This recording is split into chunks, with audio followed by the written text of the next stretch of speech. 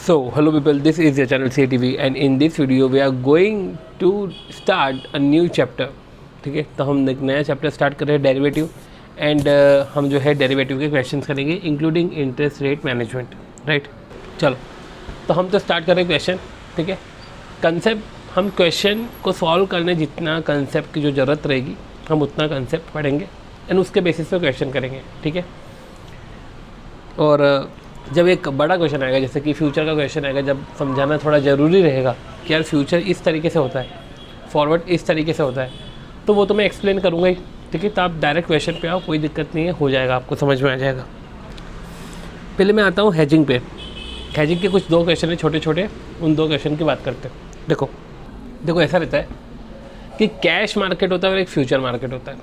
अब पॉइंट ये है कि कैश मार्केट में आप जो भी करते हो उसका उल्टा आपको फ्यूचर मार्केट में करना पड़ता है और वो भी बीटा से इफेक्ट होता है.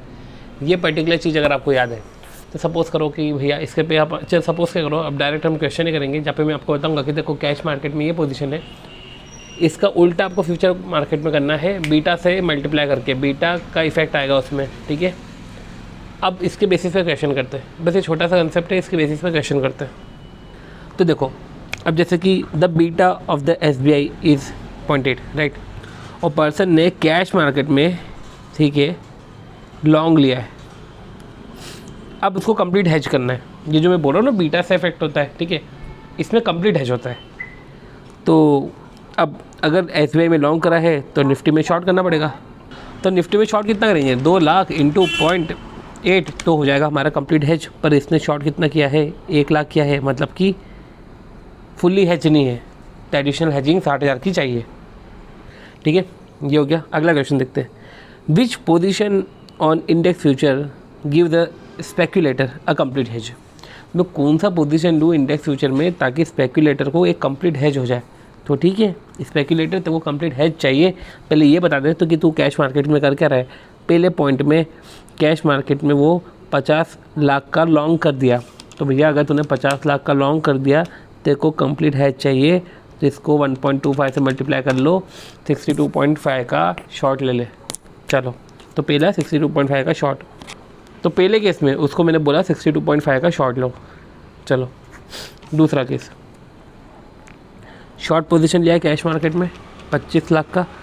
तो भैया बीटा 0.9 है, 22.5 का लॉन्ग ले ले. फिर जो है शॉर्ट पोजीशन लिया है कैश मार्केट में 20 लाख का, बीटा है 0.75, तो 15 का भाई तो फ्यूचर में लॉन्ग ले ले. राइट, तो ऐसे केस में जब 62.5 का शॉर्ट है, 22.5 माइनस क्या करो 15, तो ऐसे केस में 25 का आता है शॉर्ट. नेट तू तो शॉर्ट ले ले. तो देखो यही लिखा हुआ है कि कंप्लीट हेज में अगर 3 पोजीशन स्टॉक में कैश मार्केट में है तो 3 अपोजिट कॉन्ट्रैक्ट फ्यूचर मार्केट में लोगे जो बीटा से इफेक्ट होगा तो जाके कंप्लीट हेज होगा. Then do netting of futures. ये जो आपने किया है उसकी नेटिंग कर दो. ठीक है, चलो अब हम जो है वो फेयर फ्यूचर प्राइस का कैलकुलेशन समझेंगे. फेयर फ्यूचर प्राइस के कैलकुलेशन में मैं आपको पहले बता दूं कि देखो चलो हम क्वेश्चन करते फिर स्टार्ट करते हैं. एक ब्रीफ बता दूं क्या. देखो फेयर फ्यूचर प्राइस हम अपने हिसाब से कैलकुलेट करते हैं और एक्चुअल फ्यूचर प्राइस कुछ होता है जो मार्केट का एक्चुअल फ्यूचर प्राइस है. अब मेरे हिसाब से फेयर फ्यूचर प्राइस जो है वो सपोज़ करो 100 है और एक्चुअल फ्यूचर प्राइस जो है वो 120 है. तो मार्केट में उसके ज़्यादा रेट है और मेरे हिसाब से उसके रेट फेयर फ्यूचर प्राइस के 100 है, तो मैं सेल कर दूँगा. अगर मैं फ्यूचर को सेल कर रहा हूँ, ठीक है, तो मेरे को कैश मार्केट में बाय करना पड़ेगा. ये करना, और इससे तुम्हारा आर्बिट्रेज होगा. ठीक है, देखो आर्बिट्रेज का मतलब कभी भी प्रॉफिट नहीं होता है. आर्बिट्रेज का मतलब होता है सर्टेनिटी. हेजिंग का मतलब प्रॉफिट होता है. नहीं सॉरी, आर्बिट्रेज का हेजिंग का मतलब कभी भी प्रॉफिट नहीं होता है. हेजिंग का मतलब होता है सर्टेनिटी और आर्बिट्रेज का मतलब होता है शॉर्ट प्रॉफिट. देखो अब हम जो है वो कॉस्ट ऑफ कैरी मॉडल समझ रहे हैं. ऑन 31/8/2011 जो स्टॉक इंडेक्स की जो वैल्यू है वो 2200 है. तो इंडेक्स की वैल्यू 2200 है और risk free rate of return वो है 8%. तो जो RF है वो हमारा है 8%. और अब स्टॉक इंडेक्स की वैल्यू है उस पर डिविडेंड भी है, वो है हमारा ये डिविडेंड इतना पूरा है. अब समझो ना यार, 31/8 की जब वैल्यू दे के रखी तो मेरे को ये थोड़ी ना काम करेगा डिविडेंड. मेरे को तो 31/8 के बाद के मतलब सितंबर, अक्टूबर, नवंबर, दिसंबर की वैल्यू पता रहेगी. मतलब कि उसका डिविडेंड यील्ड मेरे काम का रहेगा, ठीक है। और एज्यूम करो कि जो इंटरेस्ट जो है कंटिन्यूस कंपाउंडेड डेली हो रहा है, तो सी कंटिन्यूस कंपाउंडेड डेली हो रहा है, ठीक है, तो भी इसमें आपको ई की पावर आर टी यूज़ करना पड़ेगा। तो देखो इंटरेस्ट कंटिन्यूस कंपाउंडिंग डेली, ठीक है, कंटिन्यूस कंपाउंडिंग डेली हो तो अपन क्या करते हैं 1 प्लस आई, आई मतलब कि आई हम एक दिन का इंटरेस्ट हम निकाल लेते हैं, तो 1 प्लस आई की पावर 365 करते हैं। यूजुअली हम ऐसा समझते हैं, पर कितनी बार इंस्टीट्यूट कंटिन्यूस कंपाउंडिंग डेली है ना, तो वो ई की पावर आर टी से कर लेता है, ठीक है। तो हमको इधर ई की पावर आर टी यूज़ करना है and find out the future price of the contract, ठीक है। हमको future price of the contract निकालना है, और ये कब का निकालना है, 31/12/2011 का फ्यूचर प्राइस निकालना है। तो सबसे पहले फ्यूचर प्राइस निकालने के तरीके एक बार समझ लेते हैं। सबसे पहले फ्यूचर प्राइस निकालने के लिए पहले आपको वो एक स्पॉट प्राइस दे के रखेंगे क्वेश्चन में, जैसे कि इधर स्पॉट प्राइस स्टॉक का दे के रखा हुआ था, स्टॉक का फ्यूचर प्राइस दे के रखा था। चलो अब फ्यूचर निकालना है तो स्टॉक को इंटू करेंगे 1 प्लस आई से, ठीक है, ऑब्वियस सी बात है। अभी जो मैंने बोला 1 प्लस आई, ये जो आई मैं बोल रहा हूँ ये आई है एडजस्टेड इंटरेस्ट, ठीक है, एडजस्टेड इंटरेस्ट। अब कितने महीने का आपको निकालना है उसके हिसाब से, और सी और तो 1 प्लस आई हो गया, फिर 1 प्लस आई की पावर एम एन का मतलब क्या होता है, सी ये तब आएगा जब आपको जैसे कि पर्टिकुलर जैसे कि आपको 1 साल का कैलकुलेट करना है, ठीक है, तो कितने ईयर्स होते हैं वो होता है एन, नंबर ऑफ़ ईयर्स, कितने ईयर्स, ठीक है, और एम होता है number of times in a year, ठीक है। अब जैसे कि मैंने भाई जो है कंटिन्यूस कंपाउंडिंग ना, अब कंपाउंडिंग जैसे मैं बोलूँ 3 महीने की कंपाउंडिंग है, तो आपने आई को तो 3 महीने का करा, पर हमको 1 साल बाद की वैल्यू चाहिए। अब 3 महीने की कंपाउंडिंग है, दैट डजंट मीन ना कि 3 महीने की वैल्यू चाहिए हो, मेरे को 1 साल बाद की चाहिए। तो ऐसे केस में साल में 1 साल बाद की चाहिए, मतलब नंबर ऑफ़ ईयर कितने, 1, तो मैं एन में लिख दूंगा 1, क्योंकि 1 साल, पर 1 साल के अंदर कितनी बार, 4 बार, 3 महीने करके 4 बार, तो पावर हो जाएगी 4, ठीक है। तो किस हिसाब से आपको कंपाउंडिंग करनी है, आई को वैसे एडजस्ट कर लो। अब कितने साल के लिए कैलकुलेट करना है उसके हिसाब से जो है एन और एम होता है number of times in a year, ठीक है। एक ये तरीका होता है फ्यूचर वैल्यू कैलकुलेट करने का, 1 प्लस आई, और आपको पता होगा कि 1 प्लस आई की पावर एम एन ये रिप्लेस हो जाता है ई की पावर आर टी से।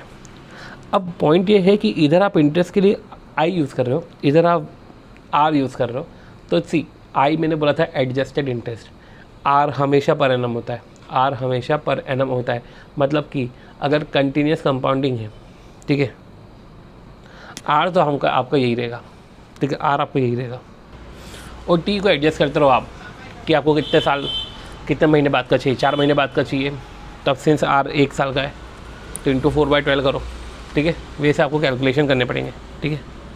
ये तो जब हम करेंगे तब हम समझेंगे, पर आप समझ चुके होंगे कि स्पॉट को 1 प्लस आई की पावर एम एन से कर लो, बहुत ईजी है, या ई की पावर आर टी से कर लो। अभी जो 1 प्लस आई और ई की पावर आर टी है, इससे आपका फ्यूचर प्राइस आएगा, आप यहाँ पे खड़े हो, आपका फ्यूचर प्राइस आएगा। अब समझो कभी स्टॉक डिविडेंड भी दे रहा है, ठीक है, तो ये जो 1 प्लस आई है, ठीक है, अगर डिविडेंड का अमाउंट देख रखे, ठीक है, तो आप तो आज कैलकुलेट करो ना फ्यूचर का प्राइस, तो ऐसा करो स्पॉट प्राइस में से वो डिविडेंड अगर आपको 2 महीने बाद मिल रहा है जो भी है, उसकी प्रेजेंट वैल्यू निकाल लो, उस अमाउंट का वो अमाउंट माइनस करो, फिर कैलकुलेट करो, तुमको क्या दिक्कत है, ठीक है। पर डिविडेंड का यील्ड देख रखे, मैं यील्ड की बात कर रहा हूँ, मैं रेट की बात नहीं कर रहा हूँ, डिविडेंड का यील्ड देख रखे, तो ऐसे केस में आप उसका प्रेजेंट वैल्यू ऑफ इनकम निकाल के स्पॉट से तो माइनस करने से रहे, राइट, क्योंकि अमाउंट वाले टर्म्स में नहीं ना। तो ऐसे केस में आप जो है आई में से माइनस कर दो, मतलब कि जब ई की पावर आर टी होता है तो ऐसे केस में आप आर में से माइनस कर दो, राइट। पर यही समझना कि अगर आप आई कर रहे हो तो आपका जो रेट रहेगा वो भी फिर एडजस्टेड रेट रहेगा, और जब आर की बात आती है तब तो आपको रेट का एडजस्ट करने की ज़रूरत ही नहीं है, तब तो पर एनम के हिसाब से माइनस कर देना। और चलो ठीक है यार, डिविडेंड का रेट जब भी आता है ना, उसको कभी भी अपन वैसे भी टाइम से एडजस्ट नहीं करते, तो इसलिए दोनों में वाई वाई लिख के रखा है। तो आई में से हमको जब रेट माइनस करना है, यील्ड माइनस करना है, तो आपको यील्ड को टाइम से एडजस्ट मत करना है। डिविडेंड का यील्ड कभी भी ऐसा टाइम से एडजस्ट नहीं होता है, ये अपन ने म्यूचुअल फंड में भी देखा था कि 2 साल बाद आपको 20% डिविडेंड मिल रहा है, तो भैया 20% डिविडेंड वो फेस वैल्यू का है, इसका मतलब ये थोड़ी ना है कि इसको 2/12 मतलब कि 2 साल का करोगे इसको इंटू 2 करके, ऐसा नहीं है, ये होता है डिविडेंड। अब ये डिविडेंड जो है, अगर एक और चीज़ आती है स्टोरेज कॉस्ट, अगर स्टोरेज कॉस्ट आता है वही अगर अमाउंट टर्म्स में देके रखे तो ठीक है भैया, प्रेजेंट वैल्यू निकालोगे, ऐड कर दोगे। पर अगर अमाउंट टर्म्स में नहीं दे के रखे, परसेंटेज टर्म्स में दे के रखे, तो वही 1+i उसमें स्टोरेज कॉस्ट करके परसेंटेज ऐड कर देना, क्योंकि वो कॉस्ट है। और ई की पावर आर टी है, तो ई में से ई की पावर आर है, तो आर में से वाई माइनस करो डिविडेंड का, प्लस एस करो, फिर उसके हिसाब से जो है टी कर दो। तो ये सब चीज़ें हैं, ठीक है। तो देखो अभी तक अपन ने क्या देखा कि यार अमाउंट की टर्म्स में दे के रखे तो भैया प्रेजेंट वैल्यू निकाल लो, ठीक है। पर अमाउंट की टर्म्स में दे के रखे तो हमने प्रेजेंट वैल्यू निकालने का बोला, और रेट की टर्म्स में दे के रखे तो हम रेट्स एडजस्ट कर लेंगे। अब देखो यार एक चीज़ और होती है, या तो अमाउंट के टर्म्स में एक ऑप्शन ये है कि या तो आप उसको प्रेजेंट वैल्यू पे निकाल लो, या तो आप उस अमाउंट को फ्यूचर वैल्यू पे फेंक दो, फ्यूचर पे फेंक दो। उसको बोलो कि भाई तू वहीं पे ही खड़े रहे, मैं अपना फ्यूचर प्राइस तो निकाल ही रहा हूँ, जब मैं फ्यूचर प्राइस अपना निकालूंगा उस प्राइस में से अपन डिविडेंड एडजस्ट कर लेंगे। मतलब कि कल को मैं इसको प्रेजेंट वैल्यू में निकाल के स्पॉट में से माइनस कर रहा हूँ, तो बेटर है ना कि इसकी प्रेजेंट वैल्यू क्यों निकालूँ। ये अगर फ्यूचर पे ही खड़ा है तो ऐसे केस में मैं तो फ्यूचर पे जा ही रहा हूँ, जब मैं फ्यूचर की प्राइस निकालूंगा उसमें से तब मैं माइनस कर दूंगा। ऐसा सपोज़ करो कि मेरे को 3 महीने बाद का फ्यूचर निकालना है और 2 महीने बाद डिविडेंड आ रहा है, तो कायदे से एक तरीका ये है कि मैं 2 महीने बाद का जो डिविडेंड आ रहा है उसकी प्रेजेंट वैल्यू निकाल लूँ। दूसरा तरीका ये है कि 2 महीने बाद डिविडेंड आ रहा है उसको मैं तीसरे महीने पे फेंक दूँ और उसको बोल दूँ तो वहीं पे खड़े रहे, मैं 3 महीने का फ्यूचर प्राइस निकालता हूँ, उसमें से फिर डिविडेंड का अमाउंट माइनस कर देंगे, राइट। अब जब हम फ्यूचर वैल्यू निकालने के लिए 1+i की पावर mn करते हैं, e की पावर rt करते हैं, ये सब हम कर रहे हैं, तो जब हमको डिस्काउंटिंग करनी रहेगी तो /1/1+i करोगे ना, इसलिए तो 1/e की पावर rt करोगे, तो वैसे ही करना रहेगा। तो ये सब चीज़ों का ध्यान रखते हुए अब हम क्वेश्चन करते हैं। और ये जो मैंने भी बोला इतना सारा, ये हम जब क्वेश्चन करेंगे तो क्वेश्चन में इसको इम्प्लीमेंट करेंगे, ठीक है। और मैं आपको बताऊंगा कि देखो यार मैंने ये बोला ना, देखो ये क्वेश्चन में आया, ये बोला ना ये क्वेश्चन में आया। तो ऐसा नहीं है कि मैंने बोल दिया आपने सुन लिया फिर क्वेश्चन कर रहे हैं, तो क्वेश्चन से लिंक करेंगे इसको। तो सबसे पहले हमको तो फेयर फ्यूचर प्राइस निकालनी है इसमें, फ्यूचर प्राइस। अब सबसे पहला क्वेश्चन, क्या डिविडेंड का अमाउंट दे के रखा है कि रेट दे के रखा है। तो डिविडेंड का तो रेट दे के रखा है, और इतने सारे रेट दे के रखे मेरे को तो 31 अगस्त के बाद सितंबर अक्टूबर नवंबर दिसंबर का ही काम का है। तो ऐसे केस में 3 + 3 + 4 + 3 ऐसा करो, डिवाइड बाई 4 करके ये 3.25% ये एवरेज डिविडेंड है, ये 3.25% है, ये एवरेज डिविडेंड है। अब आपको क्या करना है, आपका स्पॉट क्या है 2200, ये तो रेट है, ठीक है, इनटू अब कंपाउंडिंग डेली है तो ई की पावर आर कितना है आपको, आर है आपका 8%, तो 0.08 करोगे, क्योंकि मैंने आपको बोला आर तो पर एनम ही रहेगा, आर माइनस वाई, ये क्या है 3.25 मतलब 0.0325, ये आपका हो जाएगा डिविडेंड यील्ड माइनस। मैंने इसको बोला था कि इसको टाइम से एडजस्ट मत करना, वैसे भी जो टाइम से एडजस्ट नहीं होता। अब आपको कितने महीने का निकालना है, आपको 12 का निकालना है, मतलब कि सितंबर अक्टूबर नवंबर दिसंबर 4 महीने का, तो इंटू 4/12 कर दो, ठीक है। अब आप कैलकुलेशन करो, तो आएगा 2200 इंटू ई की पावर, वो आएगा 0.01583, ई की पावर 0.01583, और देखो यही दे के रखा है, इसकी वैल्यू दे के रखी है, तो 2200 इंटू 1.01593, ये आ गया आपका 2235.046, ख़त्म। चलो ये पर्टिकुलर हमारी नोटिंग है। अब हम ये अगला क्वेश्चन करते हैं। Suppose that there is a future contract on a share, ठीक है, future contract on a share presently trading, ठीक है, ये प्रेजेंटली ट्रेडिंग है 1000 पे, उस फ्यूचर कॉन्ट्रैक्ट की लाइफ 90 डेज़, ठीक है। ड्यूरिंग दिस टाइम कंपनी, देखो फ्यूचर की लाइफ है 90 डेज़, ठीक है, मतलब 90 डेज़ की बात कर दी, मतलब 360 या 365 आ जाएगा, ठीक है। तो हम तो 360 ले लेंगे, ठीक है, सेफ साइड में रहते हुए, डेसिमल थोड़ा सा अच्छा आ जाता है इसमें। और during the time company will pay dividend, और डिविडेंड कितना अमाउंट में 7.5 30 दिन बाद, 60 दिन बाद 8.5, 90 दिन बाद 9। तो भैया ऐसा है कि या तो सबको 90 पे फेंक दो या तो सबको प्रेजेंट वैल्यू निकाल लो। तो ऐसा करते हम प्रेजेंट वैल्यू निकाल लेते हैं। अब प्रेजेंट वैल्यू निकालेंगे तो भैया एज्यूमिंग डेट कंपाउंडिंग कंटिन्यूसली और रिस्क फ्री रेट है 12%, तो जब डेसिमल हमको डिस्काउंटिंग करनी है तो 1+i से तो करने से रहे, ई की पावर rt से करेंगे। अब ई की पावर rt मतलब ई की पावर 0.12, आर 12% है तो ई की पावर 0.12, उसको टाइम से एडजस्ट करो। और टाइम क्या रहेगा हमारा 30 डिवाइड बाई 360, राइट।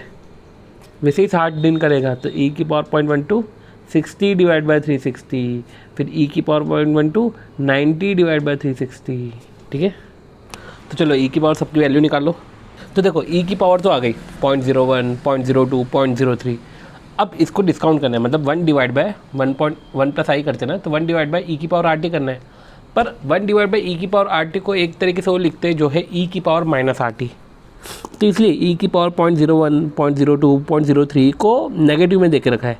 बस आपको क्या करना है, मल्टीप्लाई करना है 7.5 को ई की पावर माइनस 0.01 से, 8.5 को ई की पावर माइनस 0.02 से, ई की पावर माइनस 90 को ई की पावर माइनस 0.03 से, सॉरी 9 को, ठीक है। तो आप ऐसा करो, प्रेजेंट वैल्यू निकाल लो। तो आपका आएगा 24.49। ये 1000 में से 24.49 माइनस करो, 1000 माइनस 24.49, ये आपका क्या आया 975.51। बस इसको मल्टीप्लाई करो। और मल्टीप्लाई किसे करोगे, ई की पावर आर टी से ई की पावर 0.12 इंटू टी क्या रहेगा 90 डिवाइड बाई 360। तो क्या आएगा 975.51 इंटू ई की पावर 0.03। ई की पावर 0.03 आपको ये दे के रखा है, ठीक है। 975 को इससे मल्टीप्लाई कर लो, तो इससे आपकी जो है वैल्यू आ जाएगी। और वैल्यू क्या आएगी 1005.96। तो समझो प्रेजेंटली तो ट्रेड हो रहा है 1000 पे, ठीक है। फेयर फ्यूचर प्राइस कितनी हो गई, fair value of future contract 1005.96। तो जो एडिशनल है ना, ये स्पॉट प्राइस की जो भी एडिशनल में होता है उसको बोलते हैं नेट कॉस्ट टू कैरी। तो आपका नेट कॉस्ट टू कैरी आया 5.96, ठीक है। तो जो भी स्पॉट प्राइस के ऊपर जो भी एडिशनल होता है उसको बोलते हैं नेट कॉस्ट टू कैरी। अगला क्वेश्चन क्या है, the future contract is available on R limited, जो पे कर रहा है आपको एनुअल डिविडेंड।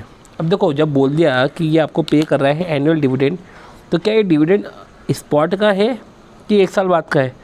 सी ये जो है डिविडेंड 1 साल बाद का है, ठीक है, यही मानना पड़ेगा।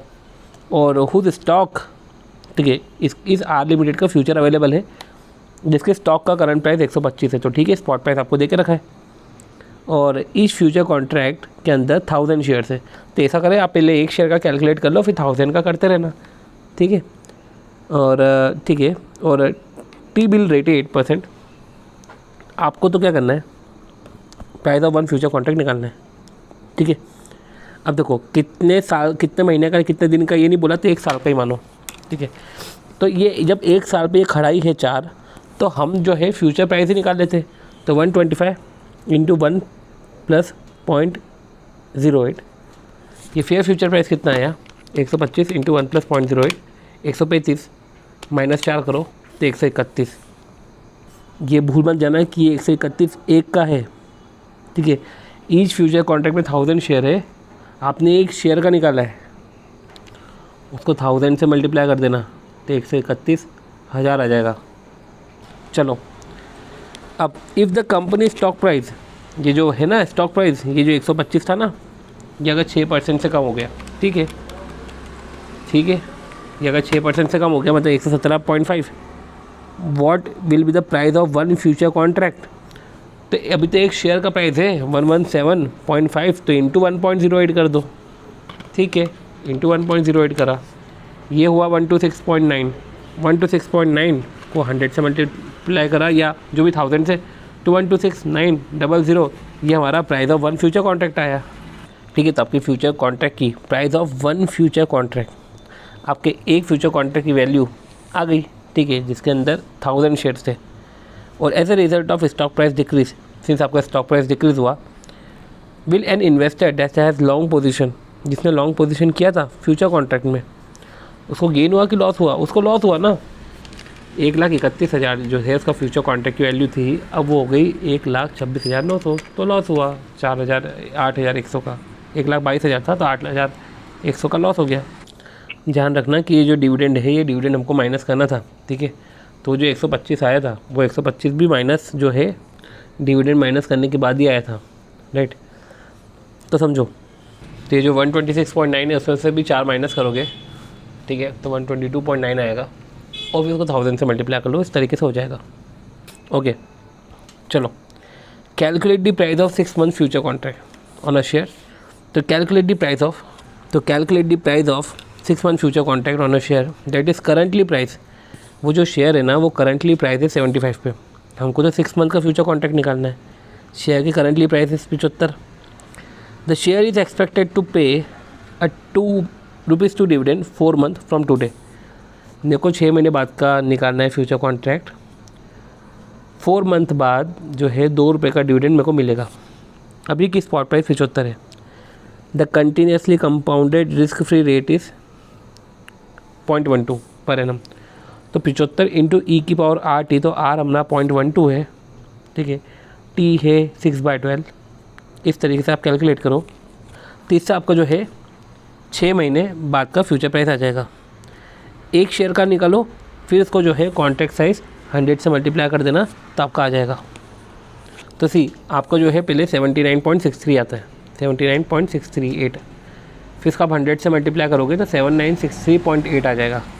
ये आपकी फ्यूचर की प्राइस आ गई, ठीक है। अब देखो शेयर इज़ एक्सपेक्टेड टू पे ₹2 डिविडेंड, ठीक है, ₹2 का डिविडेंड था 4 month from today. Number of share कितने थे 100, तो ₹200 का डिविडेंड 4 महीने बाद मिलना था। तो ऐसा करो 6 महीने बाद का कर दो, 6 महीने बाद का करके इसको माइनस कर देना। तो देखो 4 महीना और 2 महीने का आगे हमको बढ़ाना है बस। तो e⁻12 डिवाइड बाय 12 इंटू 2 करो, t⁻02 आ जाएगा। तो ये जो है वो 204.04 आ जाएगा। और इस तरीके से जो है 7963.8 माइनस 204.04 ये आपका आ जाएगा 7759.76, ठीक है।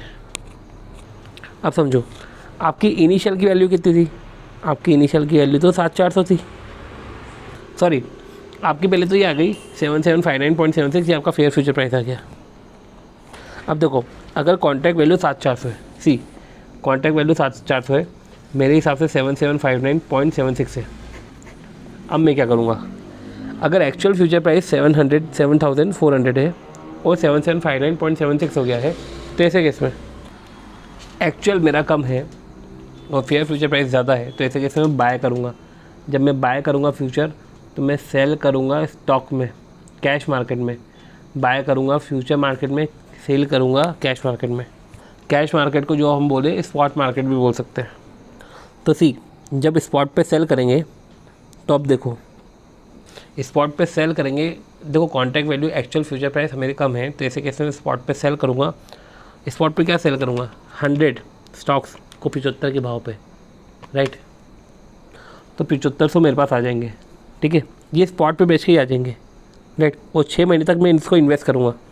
6 महीने मतलब कि भाई 6 महीने मतलब क्या हुआ अपना 0.12 इंटू 6/12, तो मतलब कि 0.06 ई की पावर। तो ऐसे केस में आपने इसको इन्वेस्ट करा तो आपके पास जो टोटल प्रोसीड्स आया 6 महीने बाद वो आया 7963.77, ये आपके पास प्रोसीड्स आया। अब पॉइंट ये है कि आपने जब सेल कर देते स्टॉक को आपके पास प्रोसीड्स तो आ गया उसी वक्त, पर डिविडेंड इनकम भी डिस्ट्रीब्यूट हुआ था, आपको याद हो तो देखो ये आपकी 6 महीने बाद की प्रोसीड्स है, ठीक है। अगर देखो तो 6 महीने बाद हमने फ्यूचर हम डिविडेंड की बात करें तो हमको डिविडेंड नहीं मिल पाया, जो 204.04 था, हमको डिविडेंड नहीं मिल पाया वो, तो एक वो लॉस ऑफ डिविडेंड इनकम है 204.04। और हमने बात तो करके रखी थी कि 6 महीने का हमने फ्यूचर कॉन्ट्रैक्ट हमने बाय करा था फ्यूचर, तो ऐसे केस में जो कॉन्ट्रैक्ट वैल्यू है 7400, तो 7963.77 माइनस 204.04 माइनस 7400, ये आपका गेन आया 359.76। अब यही पॉइंट आता है ना कि अगर यही प्राइस आपका जो है 7800 हो जाए तब आप क्या करोगे। तो आपका फेयर फ्यूचर प्राइस कितना था 7760 और ये 7800 हो गया, तो आप क्या करोगे, आपका एक्चुअल फ्यूचर प्राइस ज़्यादा है, राइट। जैसे कि इसमें आप सेल कर दोगे, जब आप सेल करोगे तो आप बाय करोगे स्टॉक क्या है स्पॉट पे। तो पहले जो एक्शंस है वो पहले एक्शंस लिख लो, सेल फ्यूचर तो उसका उल्टा बाय स्पॉट, और बाय के लिए आप करोगे बोरो, ठीक है। अब आती बात आउटफ्लो और इनफ्लो की। तो सी स्पॉट पे बाय करा, तो स्पॉट पे कितना बाय करा 100 कॉन्ट्रैक्ट इंटू 7500 बाय किया, उसको बाय करने के लिए बोरो करा, तो इंटरेस्ट रेट है, तो ई की पावर 0.06 मतलब वही बात आ जाती है कि इंटरेस्ट लगा लो तो आएगा 463.8, ये हमने इंटरेस्ट लगा लिया। और इनफ्लो क्या है कि हमने सेल करा है फ्यूचर पे, तो 700-800 हमको मिलेंगे, ठीक है। तो एक तरीके से 700-800 हमको मिले माइनस 7500 माइनस 463.8, 163.8 हो गया हमारा। और साथ ही साथ इन्फ्लो में ये भी है कि आपको डिविडेंड आएगा, क्योंकि आपने क्या किया, आपने स्पॉट पे बाय करा है तो आपको डिविडेंड आएगा ना।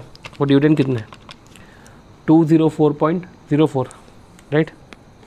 तो ऐसे कैसे 40.24 का आपको जो है बेनिफिट आएगा। तो ये एक अच्छा क्वेश्चन है, इस क्वेश्चन में आपका सब कुछ कवर हो गया। बस इसके बाद एक और क्वेश्चन आता है, वो क्वेश्चन भी यही था। इसके बाद जो क्वेश्चन है वो क्वेश्चन एक्स्ट्रा क्वेश्चन है, उसका मैं एसेंस आपको बता देता हूँ कि हमको 3 महीने बाद का प्राइस निकालना है। और इसका स्पॉट प्राइस है 220, राइट। और उसका 3 मंथ का फ्यूचर प्राइस मतलब कि एक्चुअल फ्यूचर रेट देख रखा है 230। तो सिंपल सी बात है कि हम पहले डिविडेंड की समझ लेते हैं कि डिविडेंड कितना है। डिविडेंड वो बोल रहा है 25% पर एनम पे होगा। अब ये जो बोल रहे हैं कि expected annual dividend 25% per annum है, ये एक्चुअली में जो है डिविडेंड रेट है, ये कोई डिविडेंड यील्ड नहीं है। तो जब ये डिविडेंड यील्ड नहीं है, ये डिविडेंड रेट है, तो हम डिविडेंड यील्ड नहीं है मतलब ये परसेंटेज नहीं है कि कल को हम 1+i में से माइनस कर दें या e की पावर r में से माइनस कर दें, ऐसा नहीं है। ये डायरेक्ट अमाउंट ही है। तो ऐसे कैसे हम करेंगे क्या कि जो 25% है वो 10 पे निकलेगा, ये 2.5 है। ये जो 2.5 हमारा डिविडेंड आ रहा है, ठीक है, इस डिविडेंड को जो है हम उसकी प्रेजेंट वैल्यू निकाल लेंगे, ठीक है। पर अगर इसकी फ्यूचर वैल्यू दे के रखिए तो फिर फ्यूचर वैल्यू पे ही रहने दो, ठीक है। हम अभी की वैल्यू फ्यूचर की निकाल लेते हैं, माइनस फिर डिविडेंड अमाउंट हम कर लेंगे, राइट। तो जैसे कि अभी दे के रखा था 220, और 220 को 1+i करना था, ठीक है, और 3 महीने का निकालना है।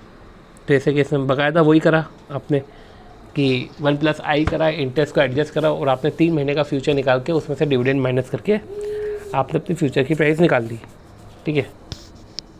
अब पॉइंट ये है कि फ्यूचर की प्राइस निकालने के बाद जो फ्यूचर की प्राइस आ रही थी, एक्चुअल फ्यूचर प्राइस उससे ज़्यादा है। तो ऐसे केस में अगर ज़्यादा है तो ऐसे केस में आप उसको सेल कर दोगे।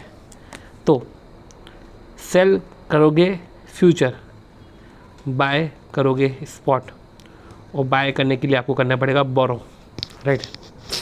तो आउटफ्लो की बात करें तो बाय करूँगा स्पॉट, तो कॉस्ट उसका प्लस इंटरेस्ट, ठीक है। और अगर हम बात करें इनफ्लो की तो सेल करूँगा फ्यूचर, तो सेल प्रोसीड्स साथ ही साथ डिविडेंड, ठीक है। ये सब चीज़ें हैं। तो इस तरीके से हमने कैलकुलेशन करा, और कैलकुलेशन करके हमारा जो है नेट इनफ्लो है 4.25 आया, राइट। ओके, अब हम जो है इसके बाद इनिशियल मार्जिन मेंटेनेंस मार्जिन वाला क्वेश्चन कर लेते हैं। इनिशियल मार्जिन मेंटेनेंस मार्जिन वाले जो क्वेश्चन है वो सिर्फ 2 ही क्वेश्चन है, वो 2 क्वेश्चन को फटाफट देख लेते हैं। See initial margin maintenance margin, 1 second. हाँ, अब फ्यूचर में क्या होता है कि फ्यूचर अगर आपने ले लिए तो उसमें कोई आपको पैसे नहीं लगते, ठीक है। तो आपने लॉन्ग कर गया और कल को शेयर की प्राइस बढ़ गई तो कोई दिक्कत नहीं, आपको फ़ायदा है, बढ़िया मस्त चल रहा है। पर कल को शेयर की प्राइस कब हो जाए तो ऐसे केस में लॉस हो जाएगा, तो आप रो दोगे, आप भाग सकते हो। तो ऐसे केस में फ्यूचर एंटर करने से पहले आपसे मार्जिन डलवा लेते हैं कि पहले हमको एक मार्जिन जमा कर दो, तेरा प्रॉफिट लॉस जो भी डिफरेंस रहेगा वो उसमें एडजस्ट होता रहेगा, और एट दी एंड जब सेटलमेंट करने का रहेगा तो तेरे को नेट सेटलमेंट तेरा कर देंगे। यही पूरा सीन होता है, ठीक है। तो 3 तरीके के मार्जिन होते हैं, इनिशियल मार्जिन, मेंटेनेंस मार्जिन, और अगर तेरा पैसा मेंटेनेंस मार्जिन से भी नीचे जा रहा है तो तेरे को इतना पैसा जमा करना पड़ेगा कि तू वापस से इनिशियल मार्जिन पे आ जाए। तो इनिशियल मार्जिन एक पीक होता है, मेंटेनेंस मार्जिन इतना आपको मेंटेन करना है, इसके अगर नीचे हो जाए तो आपको इनिशियल इतना जमा करना पड़ेगा ताकि आप वापस से इनिशियल मार्जिन पे पहुंच जाओ। तो वो होता है वॉलेटिलिटी मार्जिन। तो इनिशियल मार्जिन 100 है, मेंटेनेंस मार्जिन जो है 80 है, और इनिशियल मार्जिन 70 हो गया। तो ऐसे केस में 70 से 100 पे जाना है तो 30 आपका वॉलेटिलिटी मार्जिन हो गया। यही पर्टिकुलर इधर समझाने का था। अब ये जो है इनिशियल मार्जिन मैंने बोला 100, तो एक तो वो गिवन था, तो जो एक गिवन होता है वो तो ठीक है, पर भाई कभी कैलकुलेशन भी करना रहता है। पर तो कैलकुलेशन ऐसा है कि डेली एब्सोल्यूट चेंज जो है इसमें जो है प्लस करो 3.5 टाइम्स 3 टाइम्स स्टैंडर्ड डिविएशन, तो daily absolute change plus 3 times of standard deviation, ये प्लस करो तो इस तरीके से आपको कैलकुलेशन आ जाएगा। अब देखो इस पर क्वेश्चन करते हैं कि एक सेटलमेंट प्राइस है ऑफ दिसंबर निफ्टी फ्यूचर, ठीक है, वो 1310, वो एक सेटलमेंट प्राइस है, ठीक है। द मिनिमम ट्रेडिंग लॉट, ये एक सेटलमेंट प्राइस है, और एक मिनिमम ट्रेडिंग लॉट होता है ना, फ्यूचर का भी एक लॉट होता है ना, वो ट्रेडिंग लॉट है 100 का। इनिशियल मार्जिन 8% है, मेंटेनेंस मार्जिन 6% है, ठीक है, और index close to the following level on the next 5 days, ये 5 दिन का इंडेक्स देख रखा है। अब समझो निफ्टी फ्यूचर, ठीक है, उसका सेटलमेंट प्राइस है 1310, और निफ्टी फ्यूचर, ठीक है, और minimum trading lot on Nifty future is 100। तो उस 1310 को देखो अब क्या लिख के रखा है इधर कि settlement price of Nifty future contract. अभी जो है निफ्टी फ्यूचर कॉन्ट्रैक्ट, आपको लगेगा कि यार 1310 पूरे कॉन्ट्रैक्ट का है, पर नहीं, minimum trading lot on Nifty future, ठीक है, ऑन निफ्टी फ्यूचर इज़ 100। मतलब कि अगर आपको निफ्टी फ्यूचर में ट्रेड करना है तो आपको 100 के लॉट में ट्रेड करना पड़ेगा। 100 के फ्यूचर का एक लॉट बनेगा, उसमें ट्रेड करना है। तो ये एक फ्यूचर कॉन्ट्रैक्ट है, ठीक है, ये 1310 है, राइट, और 1310 को आप मल्टीप्लाई करो 100 से, ये हो गया एक ट्रेडिंग लॉट। अब इसका आप 8% करो तो एक तरीके से 10,480, ये आपका आया है इनिशियल मार्जिन। अब रही मेंटेनेंस मार्जिन की बात, तो 1310 इंटू 100, इसका 6% करो, 7,860, ये मेंटेनेंस मार्जिन हो गया। अब ये जो इंडेक्स है close at the following level, ये फॉलोइंग लेवल पे क्लोज होता है, 1 2 3 4 5 इन लेवल पे क्लोज होता है। अब पॉइंट ये है कि आपने क्या किया था, investor who has gone long, अगर आप 1310 पे लॉन्ग हुए थे तो 1340, ये आपका बेनिफिट हो गया, ये आपको 3000 का बेनिफिट हो गया। तो 10,480 में ये 3000 ऐड हो गया, राइट, फिर 1360 हो गया, तो ऐसे केस में वापस से 2000 का बेनिफिट हो गया, फिर 1300 हो गया, तो जो है 6000 का नुकसान हो गया, फिर 1280 हो गया, तो 2000 का नुकसान हो गया, फिर 1305 हो गया, तो 2500 का प्रॉफिट हो गया।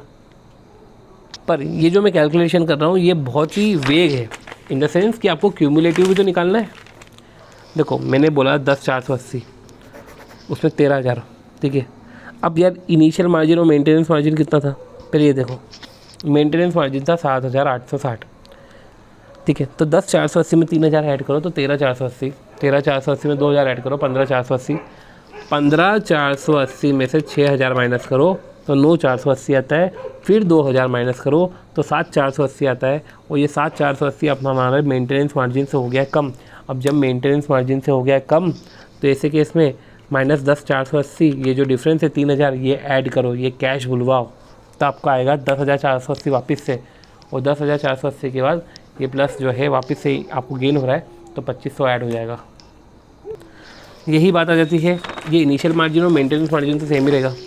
इनिशियल मार्जिन आपका क्या है 10,480, और मेंटेनेंस मार्जिन आपका क्या है, ये है 7,860। चलो अगर 1310 पे लॉन्ग शॉर्ट किया, शॉर्ट, तो 1340 हो गया, तो 30 का लॉस हो गया, तो 3,000 का नुकसान, ठीक है। 10,480 माइनस 3,000, ये 7,480 आया, 7,480, ठीक है। तो ये तो पहले से ही नुकसान आ गया, राइट, तो 3,000 बुलवा लो, कॉल कर लो 3,000, तो वापस से 10,480 हो जाएगा, ठीक है, ठीक है।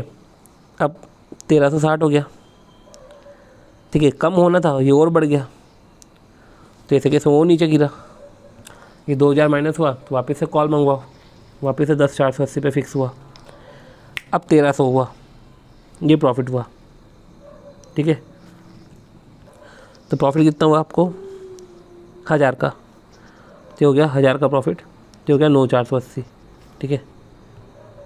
फिर 1,280, 20 और गिरा मतलब 2,000, ठीक है। तो 9,480, ये 2,000 ऐड करो तो 11,480, फिर आया 1305, ठीक है, ये तो और गिरा पर ये वापस से बढ़ गया। अब ये बढ़ गया तो 35 से बढ़ा, मतलब 3500, ठीक है, तो 3500 हो गया माइनस। तो एक तरीके से एंड में क्या आया 7980, एक तरीके से एंड में क्या आया 7980।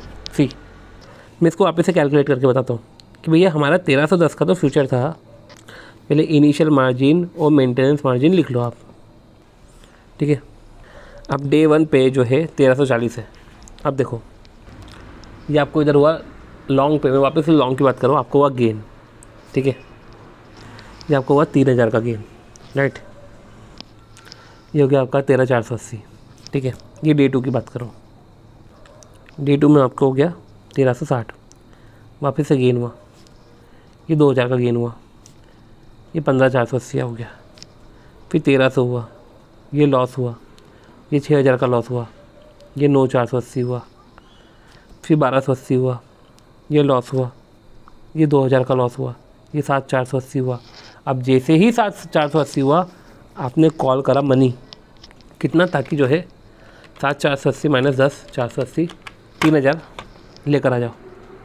ये 3000 आप लेकर आ गए तो ऐसे केस में वापस से आप जो है 10 480 पे पहुँच गए। चलो 1 2 3 4, अब डे आता है 5, 1305 हो गया, 1310 से 1305 हुआ, तो ये तो हमारा लॉस ही था। तो चलो ये लॉस है, कितना है, ये 500 का, राइट, ये 500 का है, तो 500 माइनस करो। तब देखो सी ये गड़बड़ हो गई। जब 1280 था, 1280 था तो हमने कॉल मनी मंगवाया, ठीक है, इस पॉइंट पे हमने कॉल मनी मंगवाना पड़ा हमको, ये क्योंकि गिरा, ये कॉल मनी मंगवाया।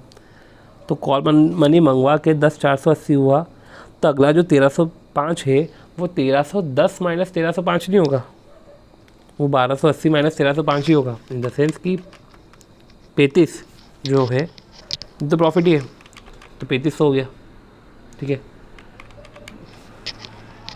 35 से 2500 का प्रॉफिट है। तो ऐसे केस में जो है 10,480 प्लस 2500 हो गया 12,980। अब देखो ये लास्ट क्या था कि investor who has gone short, जो 1310 पे शॉर्ट हो गया। तो इसको हम पर्टिकुलर टेबल से समझते हैं कि देखो पहला दिन 1340, ठीक है। अब आपका ओपनिंग बैलेंस क्या था 10,480, आपका ओपनिंग था बैलेंस 10,480, राइट। 1340 से आपको नुकसान हुआ है, ठीक है, नुकसान कितना का हुआ है 30 का, मतलब 3000 का, ठीक है। तो क्लोजिंग बैलेंस कितना है आपका 7,480। चलो आप कैश मंगवाओगे, राइट, कैश मंगवाओगे, ठीक है, तो आप डिपॉजिट करो 3000, तो जाके आपका क्लोजिंग आएगा 10,480, ठीक है। दूसरा दिन 1360, वापस से नुकसान हुआ, आपका ओपनिंग तो वही 10,480 था, पर आपको 2000 का नुकसान हुआ, आपने फिर वो 2000 मंगवा ली, राइट। 1 सेकेंड, जब नुकसान था 3000 का तो 7,480 तक गाड़ी पहुंच गई थी, तो हमने मंगवाए थे। इधर 2000 का नुकसान हुआ है, सी 2000 का नुकसान हुआ है, तो ये 8,480 पे है, ये मेंटेनेंस मार्जिन के नीचे नहीं है, ठीक है। तो क्लोजिंग तेरा 8,480 आएगा, ठीक है, क्लोजिंग तेरा 8,480 आएगा, ठीक है। अब तीसरा पॉइंट आता है कि तीसरे दिन आपको जो है क्या आया 1300, आपका ओपनिंग बैलेंस तो 8,480 था, अब ये 1300 हो गया, 1360 से 1300 हो गया, तो ये तो आपका 60 मतलब 6000 का आपको बेनिफिट हो गया, ठीक है। तो ये 8,480 प्लस 6000 ये हो गया आपका 14,480। चौथा 1280, ये आपका कम हो गया, ठीक है, ये आपका और कम हो गया, और कम हो गया, तो ऐसे केस में 1000, ठीक है, कितना आपका 2000, सॉरी आपका 2000, तो 2000 से और बढ़ गया, तो 14,480 आपका था, 2000 और हो गया, तो 16,480 हो गया। पाँचवा 1280 से कहाँ पे पहुँचे 1305 पे, 25 का नुकसान, तो पाँचवें दिन 1305 हुआ, आपका 16,480 ओपनिंग था, 2500 का नुकसान हो गया, ठीक है। 16,480 माइनस 2500, ये है आपका 13,980। अब समझो आपका 13,980 क्लोजिंग में आ रहा है। अगर मैं नेट गेन लॉस की बात करूं तो पहले में आपको 3,000 का नुकसान हुआ, दूसरे में आपको 2,000 का नुकसान हुआ, तो 5,000 हो गए, 6,000 का गेन हुआ, 2,000 का गेन हुआ, तो 3,000 का नुकसान करके फिर आपने जो है नहीं नेट 3,000 का गेन करके फिर 2,500 का नुकसान होकर फिर 500 का आपका गेन है। ठीक है, तो जो लॉन्ग गया था उसको 500 का नुकसान है, जो शॉर्ट गया था उसको 500 का गेन है। तो ये नेट प्रॉफिट एंड लॉस है in the sense each of contract. और net profit and loss cash balance से मत निकालना कि स्टार्टिंग में 10,480 था, एंड में 13,980 है, तो ये हमारा प्रॉफिट हो गया 3,980। नहीं, ये प्रॉफिट नहीं है, क्योंकि तो मार्जिन का डिफरेंस है। मार्जिन का डिफरेंस कभी प्रॉफिट थोड़ी ना होता है, क्योंकि मार्जिन के डिफरेंस में तो आप तो डिपॉजिट्स भी तो ऐड होते हैं, राइट। तो 3,980, ठीक है, ये आपने मंगवाए थे, ठीक है, उसमें से आपने डिपॉजिट भी मंगवाए थे, ठीक है। तो ये आपका नहीं, मार्जिन का डिफरेंस इन मार्जिन कभी प्रॉफिट नहीं होता है, ठीक है। प्रॉफिट के लिए तो आपको वही है कि आपको वो अमाउंट कंपेयर करना कि फ्यूचर कितना था, मैं कितने पे लॉन्ग हुआ, अब उसकी वैल्यू कितनी हो गई है। तो इस तरीके से हमने जो है initial margin and maintenance margin के क्वेश्चन देखे, राइट। तो होप सो आपको वीडियो जो है सही लगा होगा, आपने क्वेश्चन सॉल्व करे होंगे। अगर वीडियो अच्छा लगे तो please do like the video, share the video and subscribe to the channel CTV। मिलते हैं हम हमारे नेक्स्ट वीडियो में, बाय।